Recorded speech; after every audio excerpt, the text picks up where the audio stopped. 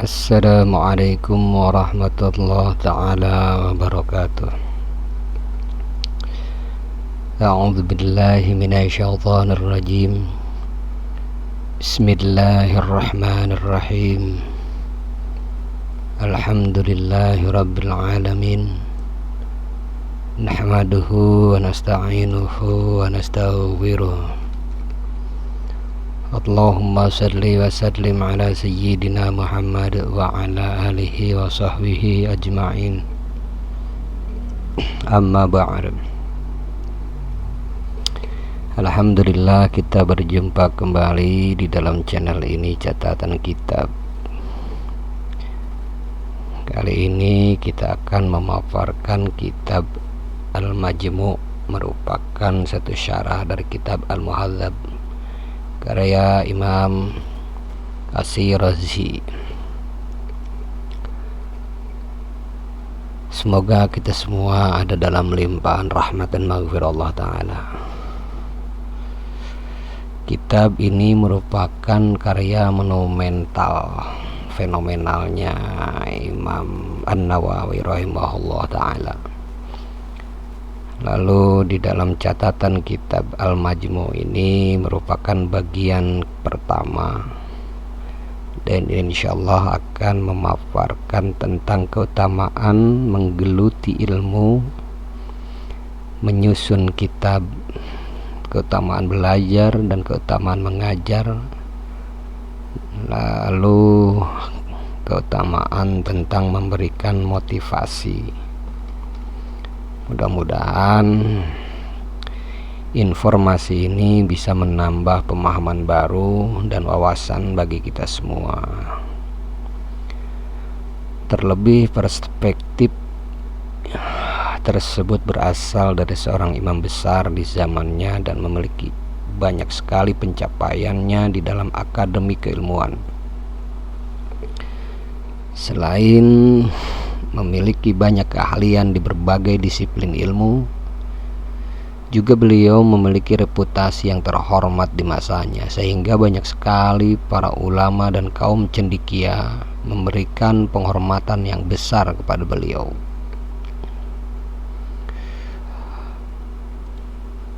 Keutamaan menggeluti ilmu, keutamaan menyusun kitab, keutamaan belajar dan mengajar, keutamaan memberikan motivasi dan bimbingan.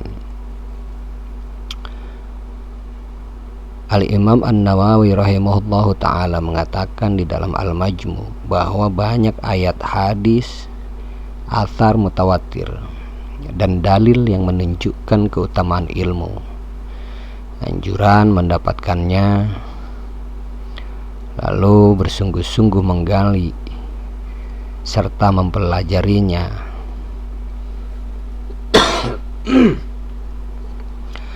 Di dalam pembahasan ini, Imam Al-Nawawi rahimahullah ta'ala akan menyebutkan satu bagian untuk mengingatkan apa yang ada padanya. Allah Ta'ala berfirman, Qul hal yastawil ladzina ya'lamun wal ladzina la ya'lamun innama yatadzakkaru ulul albab. Katakanlah, adakah sama orang-orang yang mengetahui dengan orang-orang yang tidak mengetahui? Sesungguhnya hanya orang-orang yang berakal lah yang dapat menerima pelajaran. Az-Zumar 9. Kemudian di dalam ayat lain dikatakan wa qur rabbi zidni ilma, dan hendaklah, katakanlah, ya Tuhanku, tambahkanlah kepadaku ilmu pengetahuan. Al-Taha 114. Lalu di dalam redaksi ayat lainnya dikatakan innama yakhsyallaha min ibadihil ulama innallaha azizun ghafur. Sesungguhnya yang takut kepada Allah Ta'ala di antara hamba-hambanya hanyalah ulama. Sesungguhnya Allah Maha Perkasa lagi Maha Pengampun. Al-Fatir 28. Lalu di ayat yang lain dikatakan yarfa'illahu alladhina amanu minkum walladzina utul ilma darajat wallahu bima ta'maluna khabir. Allah Ta'ala akan meninggikan orang-orang yang beriman di antaramu dan orang-orang yang diberi ilmu pengetahuan beberapa derajat, dan Allah Ta'ala maha mengetahui apa yang kalian kerjakan. Al-Mujadilah 11. Ayat-ayat semacam ini sangat banyak dan sudah maklum, sedangkan dalil yang berasal dari hadis Nabi Rasulullah Sallallahu Alaihi Wasallam. Diriwayatkan kepada kami dari Muawiyah, ia berkata Rasulullah Sallallahu Alaihi Wasallam bersabda, "May yuridillahu bihi khairan yufaqihu fiddin." Barang siapa yang Allah kehendaki mendapatkan kebaikan, maka dia akan diberikan pemahaman tentang agama. Hadis riwayat Al-Bukhari dan Muslim. Kemudian diriwayatkan dari Abu Musa Abdullah bin Qais al-Ash'ari radhiyallahu ta'ala anhu. Ia berkata Rasulullah sallallahu alaihi wasallam bersabda, "Inna mathala ma ba'athani Allahu bihi azza wa jal minal huda wal ilm kama thala ghaithi asaba arada fakanat minha ta'ifatun tayyibah qabilatil ma fa'ambatatil kala'a wal ushba wal uthbal kasyir wa kana minha ajadibu wa kana minha ahadibu amsakatil ma fanafa'allahu bihan nas fasyaribu minha wasaqau wara'au wa asaba ta'ifatan minha ukhra innama hiya qi'an la tumsikuma wa la tumbitu kala'a fadzalika mathalu ma faqaha fid din ma faqaha fid dinillahi wa nafa'ahu bima ba'athani Allahu bi fa'alima wa alam wa mathalu man lam yarfa' bidzalik ra'san wa lam yaqbal hudallah alladzi ursiltu bih." Perumpamaan petunjuk dan ilmu yang Allah utus aku membawanya adalah seperti hujan lebat yang mengguyur suatu daerah. Sebagian tanahnya ada yang bagus menerima air lalu menumbuhkan banyak rerumputan dan pepohonan, sementara sebagian lainnya ada tanah keras yang dapat menahan air lalu Allah membuatnya bermanfaat bagi orang-orang. Mereka minum, mengambil air dan menggembala darinya. Hujan itu mengguyur satu bagian tanah lain yang hanya berupa lumpur yang tidak bisa menahan air dan tidak menumbuhkan rerumputan. Itulah perumpamaan orang yang memperdalam agama Allah dan bermanfaat baginya. Apa yang Allah utus, aku membawanya. Lalu kemudian ia belajar dan mengajar. Perumpamaan orang yang tidak mau mengangkat kepala dengan hal tersebut dan tidak menerima petunjuk Allah Ta'ala yang diutus, aku membawanya. Hadis riwayat Al-Bukhari dan Muslim. Lalu diriwayatkan dari Ibnu Mas'ud radhiyallahu ta'ala anhu, ia berkata Rasulullah sallallahu alaihi wasallam bersabda, "La hasada illa fitnaten rajulun atahullah mala fasallatahu ala halakati fil haq wa rajulun atahullahul hikmah fahuwa yaqdi biha wa yu'allimuha." Hasad hanya boleh ada pada dua perkara, yaitu orang yang diberikan harta oleh Allah Ta'ala lalu ia menggunakannya di dalam kebenaran, dan orang yang diberikan hikmah oleh Allah Ta'ala lalu ia menggunakannya untuk memberikan keputusan dan mengajarkannya. Hadis riwayat Al-Bukhari dan Muslim. Yang dimaksud dengan hasad di sini adalah keinginan untuk memiliki hal serupa yang dimiliki oleh orang lain.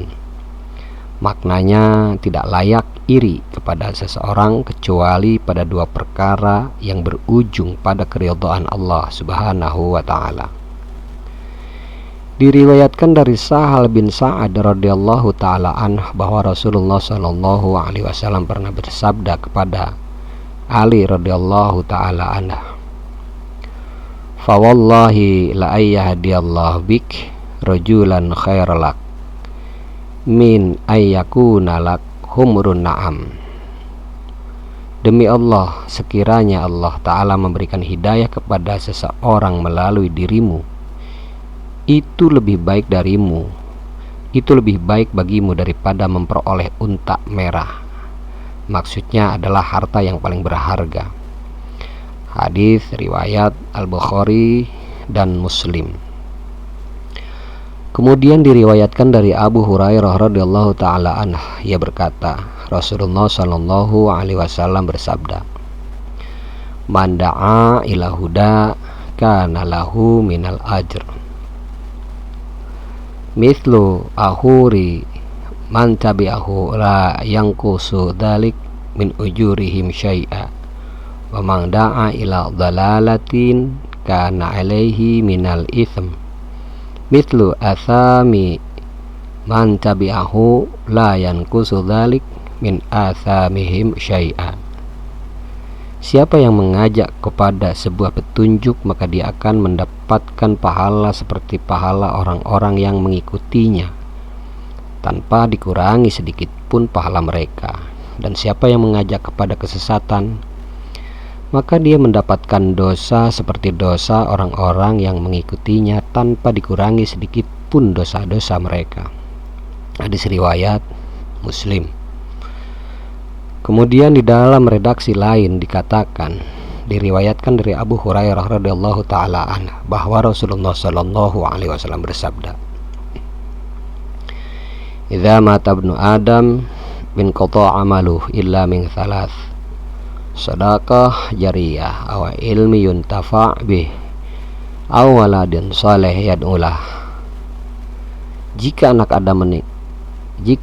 Adam telah pupus, maka amal perbuatannya pun terputus kecuali 3 perkara, yaitu sedekah jariah, ilmu yang bermanfaat, atau anak soleh yang mendoakannya. Hadis riwayat Muslim. Kemudian diriwayatkan dari Anas radhiyallahu taala, ia berkata, Rasulullah sallallahu alaihi wasallam bersabda, "Man kharaja fi talabil ilm kana fi sabilillah hatta yarji'." Siapa yang keluar untuk menuntut ilmu, maka dia berada di jalan Allah Ta'ala hingga dia kembali. Hadis riwayat Imam At-Tirmidzi. Diriwayatkan pula dari Abu Umamah Al-Bahili radhiyallahu ta'ala anhu, ia berkata, Rasulullah sallallahu alaihi wasallam bersabda, "Fadlul alim 'alal 'abid kafadli 'ala adnakum." Tsumma qala Rasulullah sallallahu alaihi wasallam, "Innallaha wa malaikatahu wa ahlus samawati wal ardin hatta namlah fi juhriha wa hatal hut liyusalluna 'ala muallim nasil khair." Keutamaan orang yang berilmu atas ahli ibadah adalah seperti keutamaanku atas orang yang paling rendah derajatnya di antara kamu.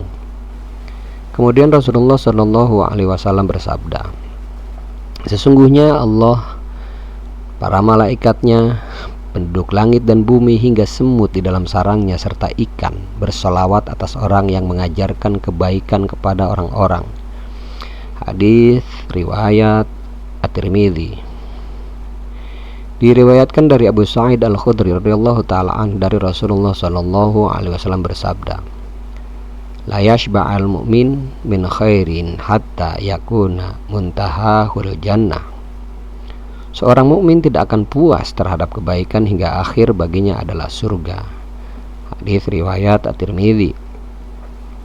Kemudian diriwayatkan pula dari Ibnu Abbas radhiyallahu ta'ala an bahwa Rasulullah sallallahu alaihi wasallam bersabda, "Faqihu wahidatun asyaddu ala syaitan min alfi abid.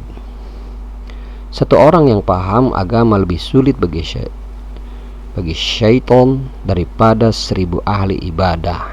Hadis riwayat At-Tirmidzi. Di dalam riwayat Abu Hurairah disebutkan pula riwayat yang sama namun dengan sedikit tambahan redaksi.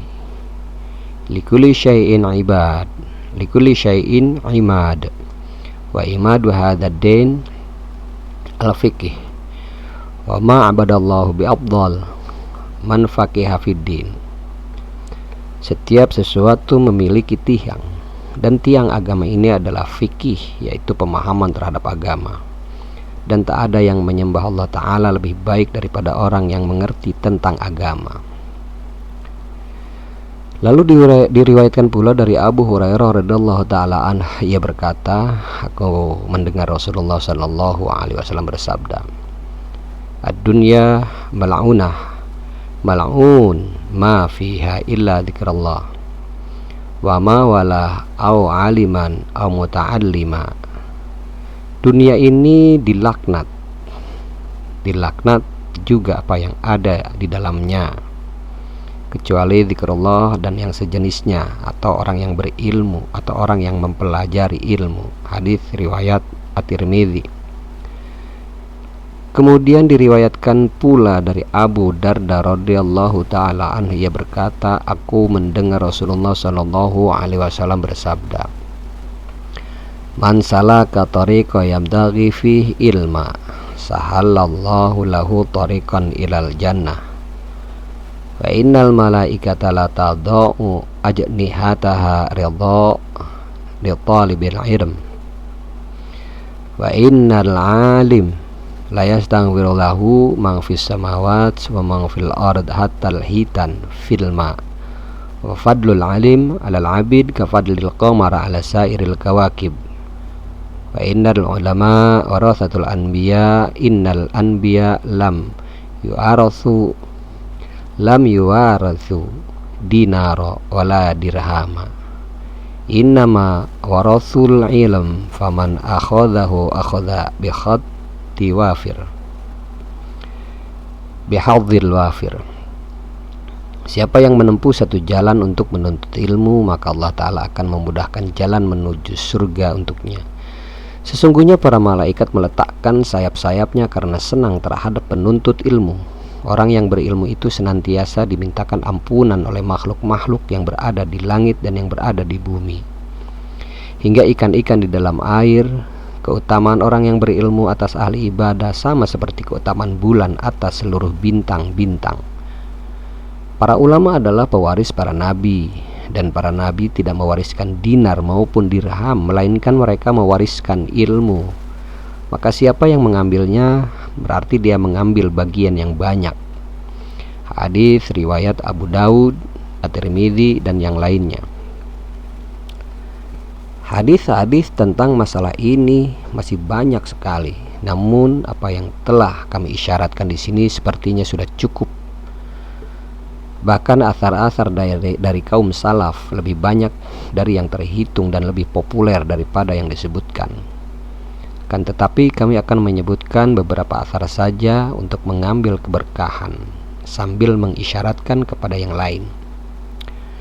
Diriwayatkan dari Ali radhiyallahu ta'ala, dia berkata, cukuplah ilmu sebagai kemuliaan karena ada orang yang mengklaimnya walaupun dia tidak berilmu, dan bergembira jika dia dikaitkan kepadanya. Cukuplah kebodohan sebagai hal tercela karena ada orang yang terlepas diri darinya walaupun dia memang bodoh. Diriwayatkan dari Mu'adz radhiyallahu ta'ala anhu, dia berkata, pelajarilah ilmu sebab mempelajarinya karena Allah berarti takut kepada Allah Ta'ala. Menuntutnya adalah ibadah, mendiskusikannya adalah tasbih, mencarinya adalah jihad, mengajarkannya kepada orang yang tidak mengetahuinya adalah sedekah, dan memberikannya kepada ahlinya adalah perbuatan mendekatkan diri kepada Allah Ta'ala. Abu Muslim Al-Khawlani berkata, perumpamaan para ulama di muka bumi adalah seperti bintang gemintang di langit. Jika bintang-bintang itu terbit bagi manusia, maka mereka mendapatkan petunjuk dengannya. Dan jika bintang-bintang itu menghilang dari mereka, mereka pun akan kebingungan.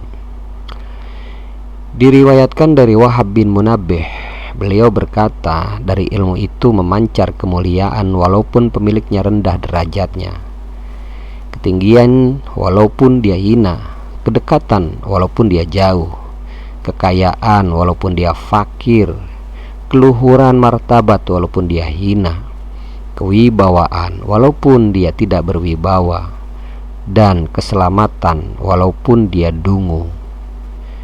Diriwayatkan dari Al-Fudail bin Iyad, beliau berkata, orang berilmu yang mengamalkan ilmunya dipanggil orang besar di kerajaan langit. Ada pula yang berkata, bukankah segala sesuatu memintakan ampunan bagi penuntut ilmu? Bukankah ini satu kedudukan? Selain itu, ada yang berkata pula, ilmu itu menjagamu, sedangkan harta itu engkau yang menjaganya. Ilmu itu membelamu, sementara harta engkau yang membelanya. Ada juga yang berkata, ilmu itu adalah nyawa hati dari kebodohan, pelita jiwa dari kegelapan. Dengan ilmu, kedudukan orang-orang baik dan derajat orang-orang pilihan dicapai. Berpikir padanya dan mengkajinya lebih utama daripada sholat, dan pemiliknya dihormati lagi dimuliakan. Lebih jauh lagi, ada yang berkata, perumpamaan ilmu adalah seperti mata air hangat yang didatangi oleh orang-orang yang jauh dan diabaikan oleh orang-orang yang dekat. Ketika sedang demikian, tiba-tiba airnya lenyap, sementara orang-orang yang jauh tadi telah mengambil manfaatnya, dan tinggallah orang-orang dekat yang menjadi menyesal. Imam Asy-Syafi'i berkata, menuntut ilmu lebih utama daripada sholat sunnah. Selain itu dia berkata, sesudah ibadah-ibadah fardu, tidak ada ibadah yang lebih utama daripada menuntut ilmu. Dia juga berkata, siapa yang menginginkan dunia maka dia harus menuntut ilmu, dan siapa yang menginginkan akhirat maka dia juga harus menuntut ilmu. Imam Asy-Syafi'i rahimahullahu ta'ala berkata, siapa yang tidak mencintai ilmu maka tak ada kebaikan padanya. Oleh karenanya jangan sampai ada di antaramu dan dia perkenalan maupun persahabatan. Beliau juga berkata, ilmu itu adalah harga diri bagi pemiliknya. Jika ahli fikih yang mengamalkan ilmunya bukanlah wali-wali Allah, maka berarti Allah tidak memiliki wali. Lalu beliau berkata, tidak ada seorang pun yang lebih wara', lebih hati-hati kepada penciptanya daripada ahli fikih. Kemudian beliau berkata, siapa yang mempelajari Al-Quran maka besarlah nilainya. Siapa yang mengkaji fikih tinggilah kadarnya. Siapa yang mengkaji bahasa maka lembutlah perangainya. Siapa yang mengkaji ilmu hitung maka benarlah pendapatnya. Siapa yang menulis hadis maka kuatlah hujahnya. Dan barang siapa yang tidak menjaga dirinya, maka ilmunya tidak bermanfaat baginya. Al-Bukhari di awal pembahasan faraid dalam kitab sahihnya berkata, Uqbah bin Amir radhiyallahu ta'ala berkata, pelajarilah ilmu sebelum orang-orang yang menduga.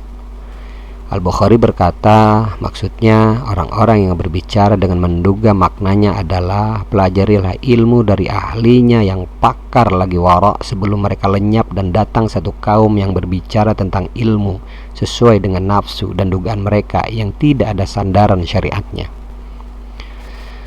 Lalu kemudian terkait dengan keutamaan bergelut dengan ilmu daripada sholat, puasa, dan ibadah lainnya yang hanya terbatas pada pelakunya. Ada beberapa ayat tentang makna ini telah disebutkan sebelumnya sebagaimana firman Allah Ta'ala, Qul hal yastawil ladzina ya'lamuna wal ladzina la ya'lamun innama yatadzakkaru ulul albab. Katakanlah, adakah sama orang-orang yang mengetahui dengan orang-orang yang tidak mengetahui?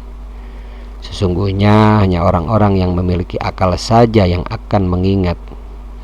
Az-Zumar ayat 9. Innama yakhsyallaha min ibadihil ulama, innallaha azizun ghafur. Sesungguhnya yang takut kepada Allah di antara hamba-hambanya hanyalah ulama. Sesungguhnya Allah Ta'ala maha perkasa lagi maha pengampun. Al-Fatir 28, serta banyak ayat-ayat lainnya yang mendukung terkait dengan keutamaan hal itu. Lalu beberapa hadis juga telah disebutkan sebelumnya, seperti hadis Ibnu Mas'ud yang berbunyi la hasada illa fitnaten, tidak boleh ada hasad kecuali pada dua perkara. Mayuridillahi bihi khairu yafaqihu fiddin, siapa yang Allah Ta'ala kehendaki mendapat kebaikan, maka Allah Ta'ala memahamkan tentang agamanya. Lalu ada juga idza mata ibnu Adam in qata amaluhu illa min thalath, jika anak Adam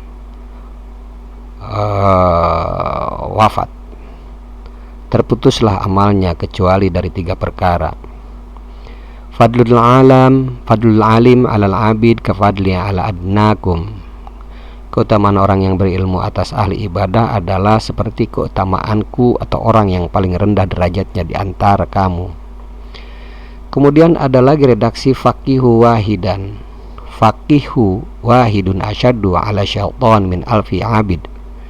Satu orang yang faham pada agama akan lebih sulit bagi syaitan untuk digoda daripada 1000 ahli ibadah. Lalu ada juga redaksi lain, man salaka tariqa yaltamisu fihi ilma sahalallahu bihi tariqan ilal jannah. Siapa yang menempuh satu jalan untuk menuntut ilmu, maka Allah Ta'ala akan memudahkan kepadanya jalan menuju surga. Lalu ada juga li ayyahdiyallahu bik rajulan wahidan khairalak min umurin na'am. Demi Allah, sekiranya Allah menunjuki seseorang melalui perantaraanmu, itu lebih baik bagimu daripada unta merah. Diriwayatkan dari Abdullah bin Amr bin Al-As radhiyallahu ta'ala anhum, ia berkata Rasulullah SAW pernah keluar. Ternyata di majlis terdapat dua majlis. Ternyata di masjid terdapat dua majlis. Satu majlis sedang memperdalam agama, dan satu majelis lagi sedang berdoa serta memohon kepada Allah Subhanahu wa Ta'ala. Lalu kemudian beliau berkata, kedua majelis ini atau halaqah menuju kebaikan. Adapun mereka itu yang pertama sedang berdoa kepada Allah, sedang mereka itu yang kedua sedang mempelajari ilmu dan mengajari orang yang bodoh.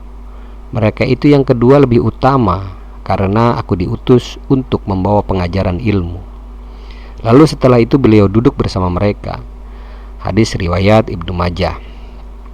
Kemudian Al-Khatib Al-Hafidh Abu Ahmad bin Ali bin Thabit Al-Baghdadi dalam kitabnya Al-Faqih wal Mutafaqih meriwayatkan banyak hadis dan athar dengan beragam jalur periwayatannya, diantaranya dari Ibnu Umar radhiyallahu ta'ala anhu. Ia berkata, Rasulullah SAW bersabda, idza marartum biriyadil jannah farta'u. Qalu ya Rasulullah, wa ma riyadul jannah? Qal hilakul dzikr, fa inna lillahi sayyaratun minal malaikah yatlubuna hilaqal dzikr, fa idza atau alaihim hafu alaihim. Jika kalian melewati taman-taman surga, maka berhentilah. Para sahabat bertanya, wahai Rasulullah, apa itu taman-taman surga? Lalu kemudian beliau menjawab, yaitu kumpulan orang-orang yang berzikir. Sesungguhnya Allah Ta'ala memiliki malaikat-malaikat yang berkeliling mencari kumpulan orang-orang yang berzikir. Jika para malaikat itu mendatangi mereka, para malaikat itu akan menaungi mereka. Diriwayatkan dari Alta, ia berkata, majlis-majlis zikir adalah majlis-majlis yang membicarakan tentang halal dan haram, bagaimana cara kaum membeli, menjual, mengerjakan sholat, berpuasa, menikah, mentalak, menunaikan haji, dan lain sebagainya. Diriwayatkan dari Ibnu Umar radhiyallahu ta'ala anhu dari Rasulullah SAW beliau bersabda, majlisu fikhin khairum min ibadati sitina sanah. majelis fikih itu lebih baik dari ibadah 60 tahun. Lalu diriwayatkan pula dari Abdurrahman bin Auf radhiyallahu taala anhu bahwa Rasulullah shallallahu alaihi wasallam bersabda, "Yasirul fikhi khairum min katsiril ibadah." Sedikit fikih itu lebih baik daripada banyak ibadah. Diriwayatkan dari Anas radhiyallahu taala anhu, ia berkata Rasulullah shallallahu alaihi wasallam bersabda, "Faqihu wahidun afdalu indallah min alfi abid." Seorang yang faqih lebih utama di sisi Allah daripada 1000 ahli ibadah. Kemudian diriwayatkan pula dari Ibnu Umar radhiyallahu taala anhu dari Rasulullah sallallahu alaihi wasallam, "Afdalul ibadul fiqh." Ibadah yang paling utama adalah fikih.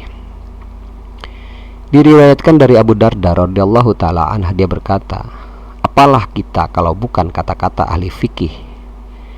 Diriwayatkan dari Ali radhiyallahu taala anhu, orang yang berilmu lebih besar pahalanya daripada orang yang berpuasa, sholat malam sekaligus berperang di jalan Allah. Diriwayatkan dari Abu Dzar dan Abu Hurairah radhiyallahu taala anhuma, keduanya berkata, "Mempelajari satu bab ilmu lebih kami sukai daripada 1000 rakaat sholat sunnah." Kami ajarkan satu bab ilmu, baik diamalkan maupun tidak diamalkan, itu lebih kami sukai daripada 100 rakaat salat sunnah. Keduanya pun berkata, kami mendengar Rasulullah sallallahu alaihi wasallam bersabda, "Idza ja'al maut li talibil ilm wa huwa ala hadhil hal mata wa huwa syahid." Jika kewafatan datang pada orang yang menuntut ilmu sementara dia dalam keadaan seperti ini atau dalam keadaan menuntut ilmu, maka dia dianggap wafat syahid. Diriwayatkan dari Abu Hurairah, dia berkata, "Mempelajari satu bab ilmu tentang perintah dan larangan lebih aku sukai daripada 70 peperangan di jalan Allah." Diriwayatkan dari Abu Darda, dia berkata, "Mendiskusikan ilmu 1 jam lebih baik daripada sholat semalaman." Diriwayatkan dari Al-Hasan Al-Basri, ia berkata, "Aku belajar satu bab ilmu lalu mengajarkannya kepada seorang muslim. Itu lebih aku sukai daripada aku mendapatkan dunia seluruhnya di jalan Allah." Diriwayatkan dari Yahya bin Abu Katsir, dia berkata, "Mengkaji ilmu itu sama dengan sholat." Diriwayatkan dari Sufyan Ats-Tsauri dan Asy-Syafi'i, keduanya berkata, "Sesudah ibadah-ibadah fardu tak ada sesuatu pun yang lebih utama daripada menuntut ilmu." Diriwayatkan dari Ahmad bin Hambal, ketika ditanya, "Mana yang paling kau sukai? Aku duduk di malam hari menulis ataukah aku sholat sunnah?" Kemudian beliau menjawab, "Kau menulis untuk mengajarkan urusan agamamu itu lebih aku sukai." Lalu diriwayatkan dari Makhul, ia berkata, "Tak ada ibadah kepada Allah yang lebih utama daripada fikih." Diriwayatkan pula dari Az-Zuhri, dia berkata, "Tak ada ibadah kepada Allah yang sama dengan fikih." Lalu diriwayatkan pula dari Sa'id bin Al-Musayyab, dia berkata, "Ibadah kepada Allah bukanlah dengan puasa dan sholat, melainkan dengan paham dalam agama." Diriwayatkan pula dari Ishaq bin Abdu bin Abu Farwah, dia berkata, "Orang yang paling dekat dengan derajat kenabian adalah ahli ilmu dan ahli jihad." Sebab orang-orang yang berilmu menunjuki manusia kepada apa yang dibawa oleh para rasul, sedangkan ahli jihad berjuang berdasarkan apa yang dibawa oleh para rasul. Diriwayatkan pula dari Sufyan bin Uyainah, dia berkata, "Kedudukan yang paling tinggi di sisi Allah adalah orang yang berada di antara Allah dan hamba-hambanya, yaitu para rasul dan ulama." Kemudian diriwayatkan pula dari Sahal At-Tastari, dia berkata, "Siapa yang hendak melihat majelis-majelis para nabi, hendaklah dia melihat majelis-majelis para ulama. Dia akan mengetahui hal tersebut dari mereka." Inilah beberapa kalimat dari bagian masalah tentang keutamaan bergelut dengan ilmu daripada ibadah, dan masih ada komentar-komentar senada dari sekelompok salaf yang tidak aku sebutkan. Kesimpulannya adalah mereka sepakat bahwa bergelut dengan ilmu lebih utama daripada sibuk beribadah seperti puasa, sholat, tasbih, dan ibadah-ibadah fisik lainnya yang bersifat sunnah.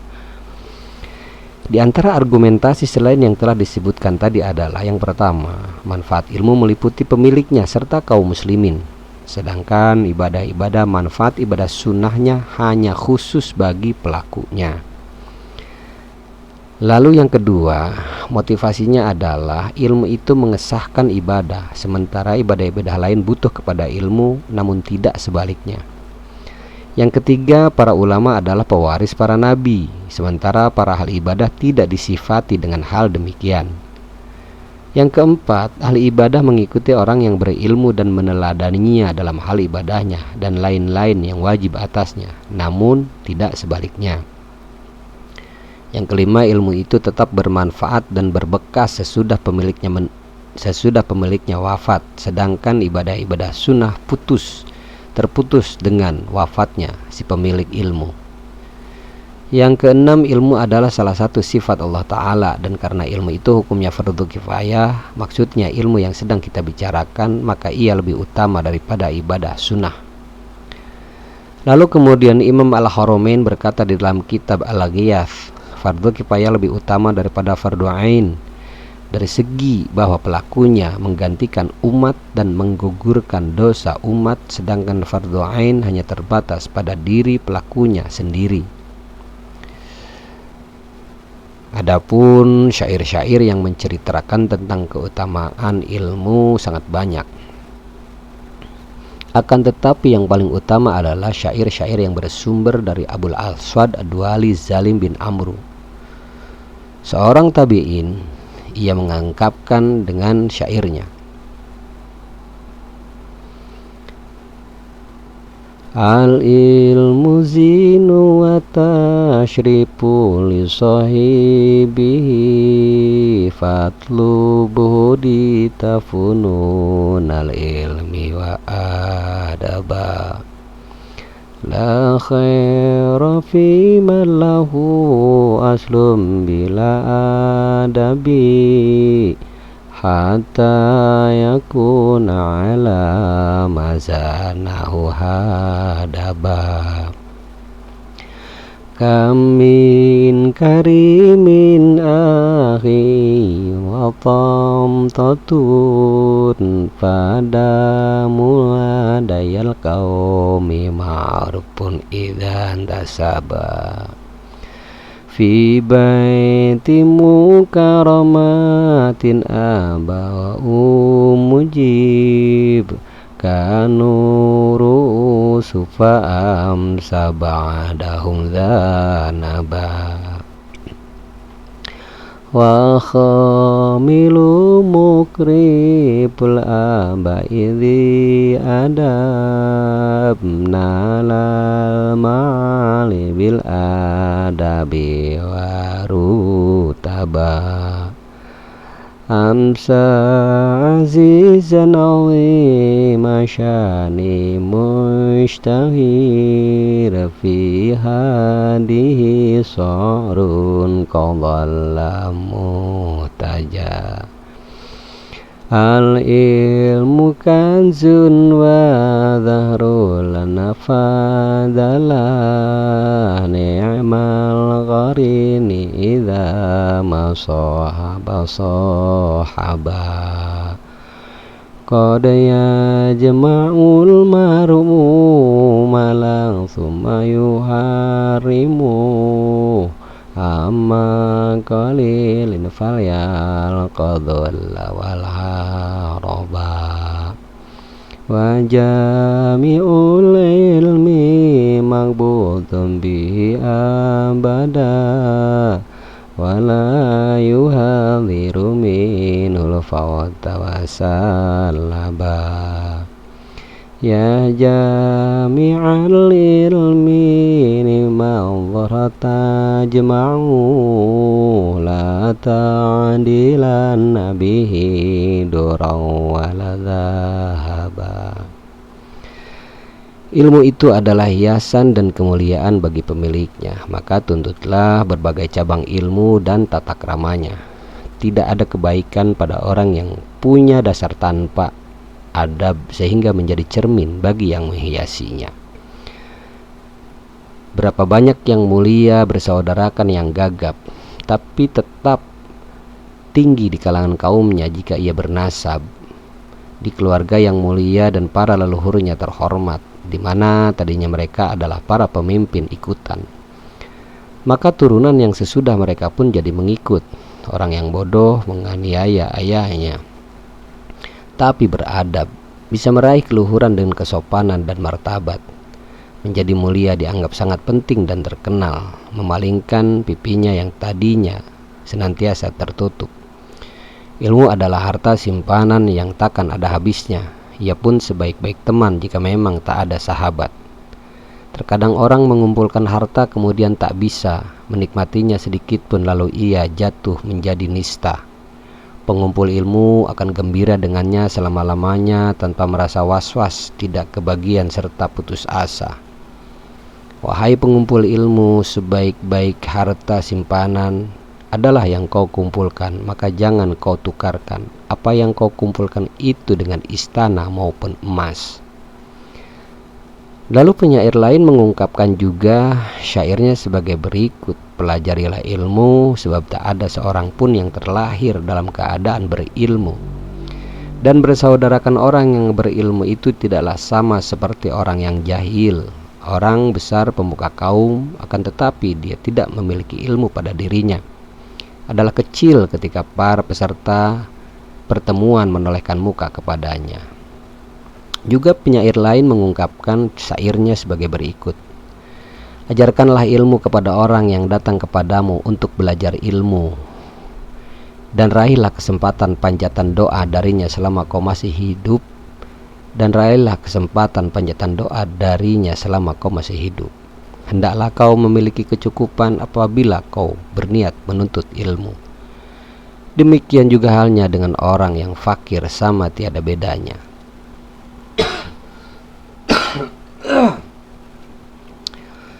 Lalu penyair lain mengatakan juga, tak ada kebanggaan kecuali bagi para ahli ilmu, karena mereka memberi petunjuk kepada orang-orang yang mencari petunjuknya.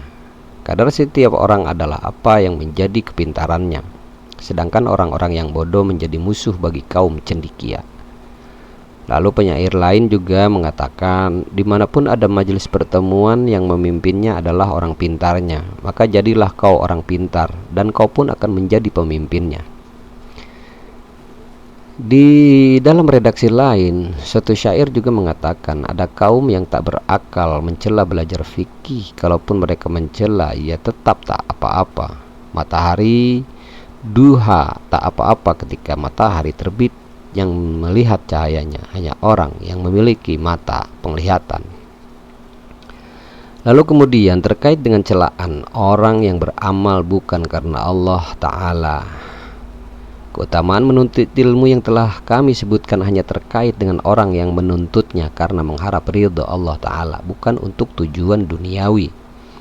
Siapa yang menuntut ilmu karena tujuan duniawi seperti harta, kekuasaan, kedudukan, jabatan, ketenaran, atau popularitas, atau untuk menarik perhatian manusia, mengalahkan lawan debat, atau dan lain sebagainya, maka sesungguhnya dia itu tercela. Allah Ta'ala berfirman, "Mangkana yuridul harth, mangkana yuridu harthal akhirah, nazid lahu fi harthi, wa mangkana yuridu harthad dunya, nu'ti minha wa ma lahu fil akhirati min nasib." Siapa yang menghendaki keuntungan di akhirat, akan kami tambah keuntungan itu baginya. Dan barang siapa yang menghendaki keuntungan di dunia, kami berikan kepadanya sebagian dari keuntungan dunia, dan tidak ada baginya suatu bagian pun di akhirat. Asy-Syu'ara 20. Dalam ayat lain dikatakan, "Mangkana yuridul ajilah ajarna lahu fiha ma nasya liman nuridu thumma jarna lahu jahannam yaslaha madhmuman madhura." Barang siapa menghendaki kehidupan sekarang atau duniawi, maka kami segerakan baginya di dunia itu apa yang kami kehendaki bagi orang yang kami kehendaki, dan kami tentukan bagi mereka neraka jahanam. Dan kami tentukan baginya neraka jahanam. Ia akan memasukinya dalam keadaan tercela dan terusir. Al-Isra 18. Kemudian di dalam ayat lain dikatakan inna rabbaka labil mirsad, sesungguhnya Tuhanmu benar-benar mengawasi. Al-Fajr 14. Lalu di dalam ayat lain dikatakan wa ma umiru illa liya'budullaha mukhlishina lahuddin hunafa wa yaqimus shalah wa yutuz zakah wa dzalika dinul qayyimah. Padahal mereka tidak disuruh kecuali supaya menyembah Allah Ta'ala dengan memurnikan ketaatan kepadanya dalam menjalankan agama yang lurus. Al-Bayyinah 5. Diriwayatkan kepada kita di dalam Sahih Muslim dari Abu Hurairah radhiyallahu ta'ala anhu berkata, aku mendengar Rasulullah sallallahu alaihi wasallam bersabda, inna awwalan nas yuqda yaumal qiyamah alaihi rajulus tushhid fa'tiya bihi fa'arrafahu ni'amahu fa'arafaha qala fama alimta fiha qala fatlu fiha hatta tushhiddu qala kadzabta walakinnaka faqatalta li an yuqalu jari'a faqad qila thumma umira bihi fasuhiba ala wajhi hatta ulqiya finnar wa rajulun ta'allama al-ilma wa 'allamahu wa qara al-Qur'an fa'tiya bihi fa'arafahu ni'amahu fa'arafah qala fama 'alimta fiha qala ta'allamtul ilm wa 'allamtu wa qara'tu fikal Qur'an qal kadzabta walakinnaka ta'allamtal ilm liqala ilm wa qara'tal Qur'an liqala huwa qari faqad qila thumma umira bihi fasuhiba ala wajhi hatta ulqiya finnar. Orang yang pertama kali diadili pada hari kiamat kelak adalah seseorang yang wafat dunia. Seseorang yang wafat dalam jihad. Lalu setelah dia didatangkan, lalu Allah Ta'ala membuatnya mengakui nikmat-nikmatnya, maka dia pun mengakuinya. Lalu kemudian Allah Ta'ala berkata, apa yang telah kau lakukan kepadanya? Dia menjawab, aku telah berperang karenamu hingga aku wafat. Allah Ta'ala berkata, kau bohong, bahkan kau berperang supaya dikatakan pemberani. Maka dia dikatakan demikian. Kemudian diperintahkan agar dia diseret hingga dicampakkan ke dalam neraka. Dan orang yang mempelajari ilmu dan mengajarkannya serta rajin membaca Al-Quran, setelah dia didatangkan, Allah Ta'ala kemudian membuatnya mengakui nikmat-nikmatnya, maka dia pun mengakuinya. Lalu kemudian Allah berkata, apa yang telah engkau lakukan kepadanya? Dia menjawab, aku telah mempelajari ilmu dan mengajarkannya serta rajin membaca Al-Quran karenamu. Allah Ta'ala berkata, kau bohong. Lalu Allah Ta'ala berkata, kau bohong, bahkan kau mempelajari ilmu supaya dikatakan alim, dan kau membaca Al-Quran supaya dikatakan ahli qori. Memang dia dikatakan demikian. Lalu kemudian diperintahkan agar dia diseret dengan wajahnya hingga dicampakkan ke dalam neraka. Diriwayatkan kepada kita dari Abu Hurairah radhiyallahu ta'ala anhu, ia berkata, Rasulullah sallallahu alaihi wasallam bersabda, man ta'allama ilma mimma yubtagha bihi wajhullah azza wa jal la yata'allamu illa liyusiba bihi arada minad dunya lam yajidna arafal jannah yaumal qiyamah. Siapa yang mempelajari satu ilmu yang seharusnya dipelajari untuk meraih keridhaan Allah, maka dia tidak mempelajarinya kecuali supaya mendapatkan kesenangan dari dunia, maka dia tidak akan mencium bau surga pada hari kiamat kelak. Hadis riwayat Abu Daud dan lain-lain dengan sanad yang sahih. Lalu kemudian diriwayatkan kepada kita dari Amr bin Shu'aib dari ayahnya, dari kakeknya, bahwa Rasulullah SAW bersabda, man ta'allama ilma yantafi'u bi fil akhirah yuridu bihi 'aradha minad dunya lam yarah raihatal jannah. Siapa yang mempelajari suatu ilmu yang dapat bermanfaat di akhirat namun dia menginginkan kesenangan dari dunia, maka dia tidak akan mencium bau surga. Diriwayatkan dari Anas bin Hudzaifah, keduanya berkata Rasulullah Shallallahu alaihi wasallam bersabda, "Man talabal ilma liyahariya bihil ulama aw liyumariya bihi syufaha aw yasrifa bihi wujuhan nas ilaih falyatabawa'u maq'adahu minan nar."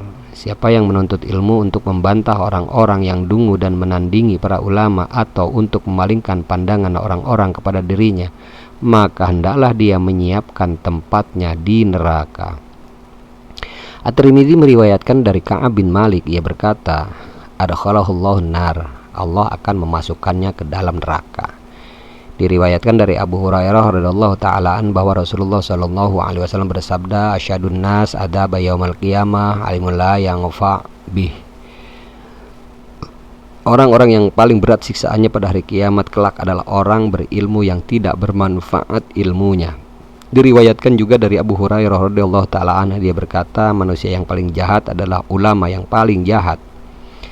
Diriwayatkan kepada kita dalam Musnad Ad-Darimi dari Ali bin Abu Thalib radhiyallahu taala anhu, ia berkata, "Hai para pengemban ilmu, amalkanlah ilmumu, sebab orang yang berilmu itu adalah orang yang mengamalkan ilmu yang diketahuinya, dan ilmunya sesuai dengan perbuatannya. Kelak akan ada orang-orang yang memiliki ilmu namun tidak melewati kerongkongan mereka. Perbuatan mereka berlainan dengan ilmu mereka dan batin mereka berbeda dengan zahir mereka. Mereka duduk pelingkar sambil membanggakan satu sama lain, saling membanggakan satu sama lain, sehingga seseorang marah terhadap anggota majelisnya karena ia duduk kepada orang lain dan meninggalkannya. Mereka itu tidak naik amal-amal mereka dalam majelis-majelis itu kepada Allah Ta'ala." Diriwayatkan dari Sufyan, dia berkata, "Tidaklah seorang hamba semakin bertambah ilmunya namun ia semakin suka kepada dunia kecuali ia akan menjadi semakin menjauh dari Allah Ta'ala." Diriwayatkan dari Hamad bin Salamah, dia berkata, "Siapa yang menuntut hadis bukan karena Allah, dia terperdaya dengannya." Lalu kemudian terkait dengan larangan dan ancaman keras bagi orang yang menyakiti atau merendahkan ahli fikih dan orang-orang belajar fikih, serta anjuran memuliakan dan menghormati mereka, Allah Ta'ala berfirman, "Dzalika wa may yu'azzim sya'airallah fa innaha min taqwal qulub." Dan barang siapa mengagungkan syiar-syiar Allah Ta'ala, maka sesungguhnya itu timbul dari ketakwaan hati. Al-Hajj 32. Di dalam ayat lain dikatakan, "Dzalika wa may yu'azzim hurumatillahi fahuwa khairul lahu inda rabbih." Dan barang siapa mengagungkan apa-apa yang terhormat di sisi Allah Ta'ala, maka itu adalah lebih baik baginya di sisi Tuhannya. Al-Hajj 30. Lalu di dalam redaksi ayat lainnya dikatakan, "Walladzina yu'dzunal mu'minina wal mu'minat bighairi maktasabu faqad ihtamalu buhtana wa itsman mubina." Dan orang-orang yang menyakiti orang-orang yang mukmin dan mukminat tanpa kesalahan yang mereka perbuat, maka sesungguhnya mereka telah memikul kebohongan dan dosa yang nyata. Al-Ahzab 58. Di dalam Sahih Bukhari disebutkan bahwa Abu Hurairah radhiyallahu taala meriwayatkan dari Rasulullah sallallahu alaihi wasallam bahwa Allah Ta'ala berfirman, "Man adzali waliyan faqad adzantahu bil harb." Barang siapa yang menyakiti seorang waliku, maka aku menyatakan perang terhadapnya.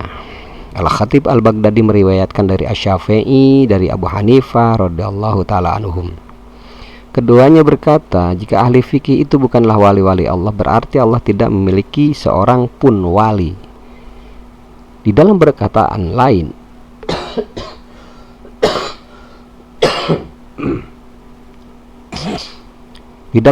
lain Imam Asy-Syafi'i disebutkan dengan redaksi para fuqaha yang beramal.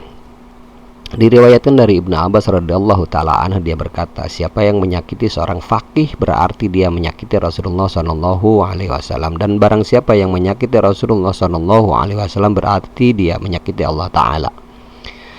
Lalu di dalam hadis sahih yang diriwayatkan dari Rasulullah sallallahu alaihi wasallam menyebutkan, man shalla subuh fahuwa fi dhimmatillah fala yatlabunakumullah bi syai'im min dhimmatihi. Siapa yang mengerjakan sholat subuh maka dia berada dalam perlindungan Allah Ta'ala, maka jangan sampai Allah menuntut kalian dengan sesuatu dari perlindungannya. Di dalam riwayat lain disebutkan, maka janganlah kamu membatalkan janji Allah dalam perlindungannya. Lalu Al-Hafidz Abul Qasim Ibnu Asakir berkata, ketahuilah saudaraku, semoga Allah Ta'ala memberi aku dan kamu taufik kepada keridhaannya serta menjadikan kita termasuk orang yang takut dan bertakwa kepadanya dengan sebenar-benarnya. Sesungguhnya daging para ulama itu beracun, dan adat Allah dalam mempermalukan orang yang merendahkan mereka sudah maklum. Siapa yang melepaskan ucapannya terhadap para ulama dengan kritikan, Allah Ta'ala akan membalasnya sebelum wafatnya dengan kewafatan hatinya. Lalu kemudian di dalam ayat lain dikatakan, falyahdharil ladzina yukhalifuna an amri an tusibahum fitnatun aw yusibahum adzabun alim.